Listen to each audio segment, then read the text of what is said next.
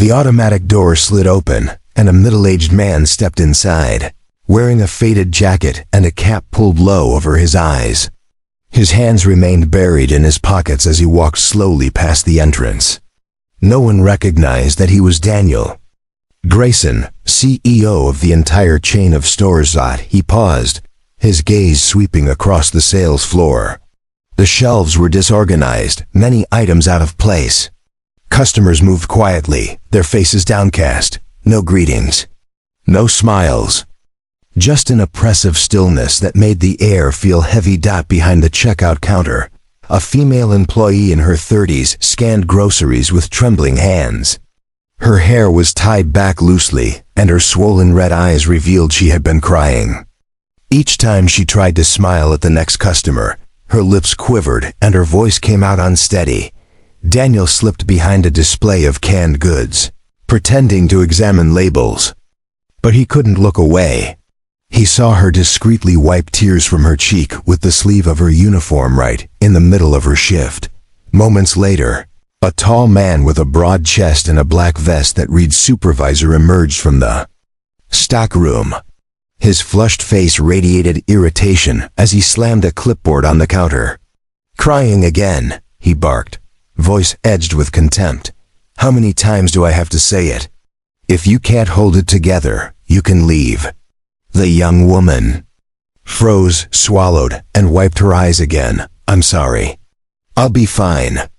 The supervisor leaned in closer, lowering his voice to a threatening growl. "You've already missed 2 shifts this month.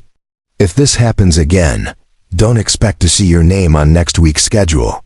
She nodded faintly, her gaze sinking to the floor. No one dared to step in. Customers pretended not to hear. Daniel's heart tightened as he watched from behind the aisle.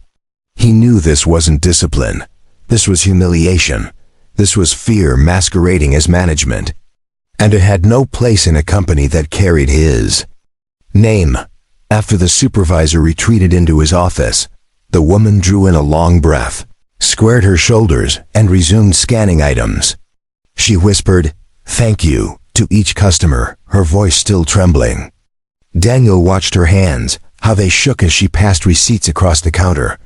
He tried to focus on the shelves in front of him, but his eyes stayed fixed on her lane. She didn't shout, she didn't protest. She simply braced herself against invisible weight, determined to keep standing. As the crowd thinned, she leaned her hip against the counter, clutching the hem of her uniform in her fist. Her lips pressed tight, like she was trying to keep more tears from escaping. Daniel felt a dull ache in his chest. It wasn't just anger, it was sorrow. What burden could force someone to crumble in plain sight and still rise again, shift after shift? He moved quietly past the candy aisle. A young male employee stubbed his toe on a pallet of bottled water, grunted softly, then continued restocking without complaint. No one noticed. No one asked if he was all right. An elderly woman waited at the service counter, hands resting on her cane. She stood there for several minutes without assistance. A female worker stretched up to adjust a price tag. Her shoulders were shaking as she tried to hold herself steady. This wasn't ordinary fatigue. It was something deeper, a loss of hope. So complete that it hollowed out the spirit. Daniel thought back to the early years. When he had first opened Grayson's Market, every morning started with managers inspecting displays. Employees greeted every customer.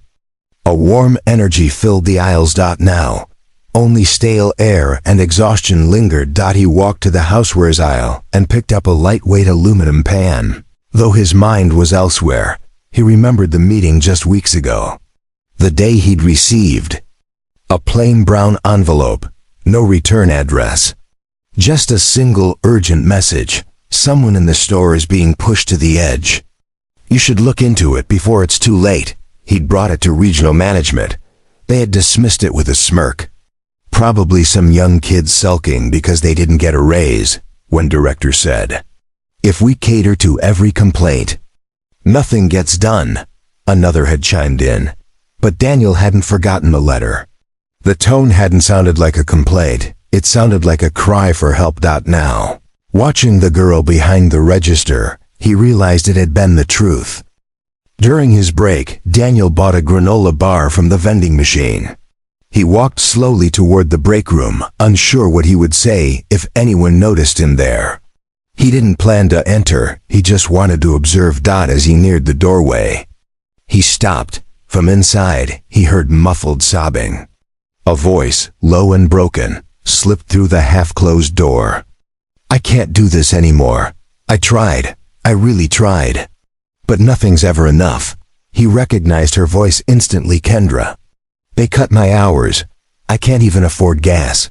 My rent's late again." Silence. Then another voice, softer, the young man he'd seen restocking frozen goods. "Troy's coming after me too. Anyone with kids, anyone who calls in sick, he punishes them." Kendra spoke again, words tumbling out in a rush of grief. "I didn't miss my shifts because I was lazy. My son had an asthma attack. He was in the hospital. I begged Troy for understanding, but he told me I wasn't trustworthy." Daniel felt something inside him sink. The company he'd built was crushing people. The policies he'd approved, thinking they were efficient, were tearing lives apart.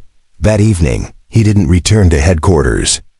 Instead, he checked into a cheap motel a few blocks away.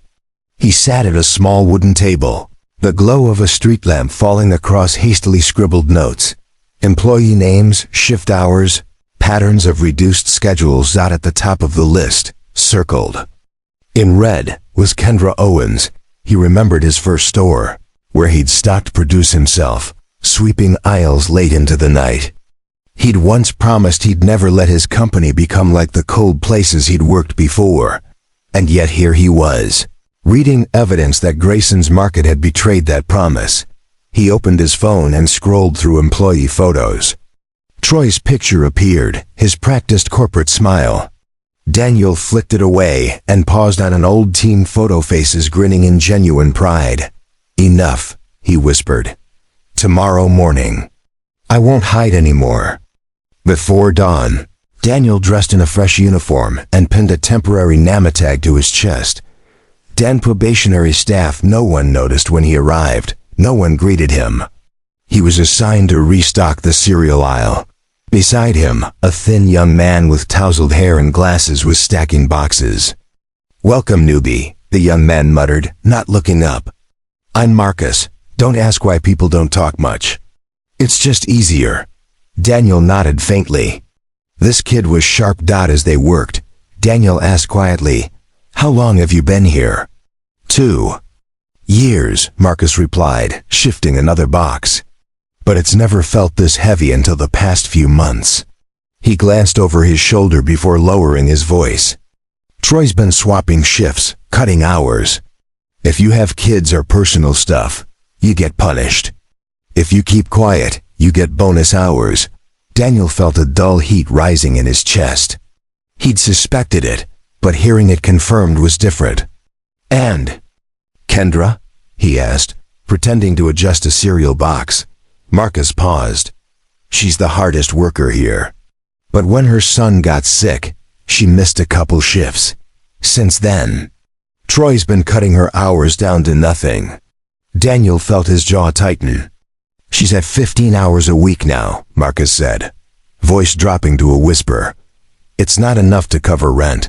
Not even close." That figure was familiar. He'd seen it on a report and signed it off, assuming it was just a staffing adjustment. Now, he knew it was the lifeline of a family, and he'd let it be severed. After his shift, Daniel waited for a moment when the night crew switched over. He slipped into the manager's side office, logged into the internal scheduling system using an access code he'd kept for emergencies. Rows and columns loaded across the screen. Kendra Owens 32 hours, then 24. Now 9. He searched Marcus, Linda, Jorge employees who'd looked worn and defeated. Every record showed the same trend: fewer hours. Identical notes. Unreliable. Not priority for scheduling. But employees close to Troy? Their hours were steady or increased. Daniel clenched his fists, steadying his breathing. This wasn't mismanagement. It was deliberate cruelty. He logged off and walked to Troy's office. He knocked 3 times. "Come in," Troy called, sounding bored. Daniel stepped inside, voice calm. "I heard a few people mention that Kendra's hours were cut. Is that true?" Troy didn't look up from his papers. "She's always missing shifts, blaming it on her kid. This is a business, not a charity." Daniel inhaled slowly, steadying the anger in his chest. "But if her son was hospitalized and she asked for time off, I need people who can work without excuses." Troy interrupted, voice cold. "Look, this method gets me results. Trim hours, cut payroll, corporate loves the numbers." Daniel stood there, watching him, realizing this man truly believed no one would ever hold him accountable. He turned and left without another word. At the end of the night, Daniel called his assistant. "Janet, cancel my meetings for tomorrow." "But sir, you have the quarterly strategy session." "I know. But something more important needs me. Too many people have paid for my silence." He hung up and looked back at the store one last time before walking out into the cold.